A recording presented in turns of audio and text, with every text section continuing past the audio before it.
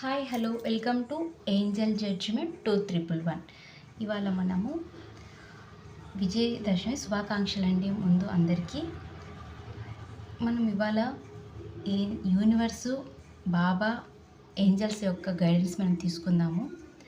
మనకి ఏం చెప్పాలనుకుంటున్నారు యూనివర్స్, బాబా, ఏంజల్స్ చూద్దామండి.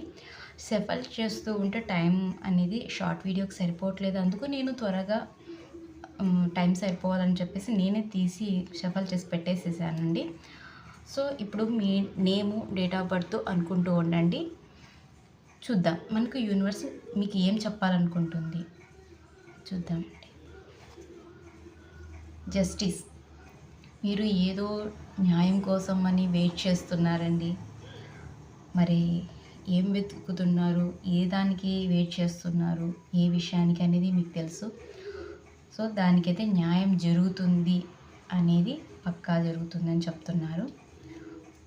ఇక్కడ ఈ కార్డు మనకి ఇంకోటి కూడా ఏం చెప్తోంది అంటే, ఇక మీదట మీరు న్యాయం వైపు ఉండేదానికి ట్రై చేయమని కూడా అదొక మీనింగ్ కూడా వస్తుంది.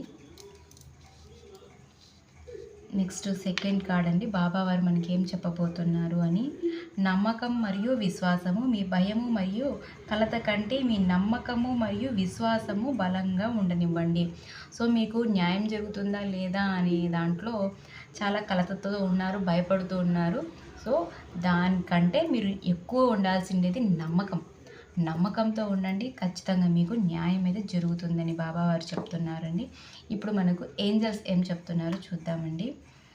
Not the right time. So మీకు ఇంకా రాలేదు, నాకు ఇంకా ఏం న్యాయం జరగట్లేదు అని మీరు అనుకుంటూ ఉంటే ఇది రైట్ టైం కాదు, కాబట్టి ఇంకొంచెం ఆలస్యం అవుతోంది అంతే. కానీ మీకైతే ఖచ్చితంగా న్యాయం అయితే జరుగుతోంది. సో ఇక్కడ మనకి చెప్తున్నది అదే. సో ఇంకొకసారి మనం ఏంజల్స్ కూడా అడుగుదాము అంటే చూద్దామండి.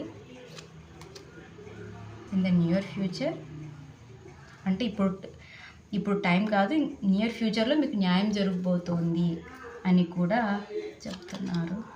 ఆపర్చునిటీ. సో నియర్ ఫ్యూచర్లో మీకు ఆపర్చునిటీస్ ఉన్నాయి.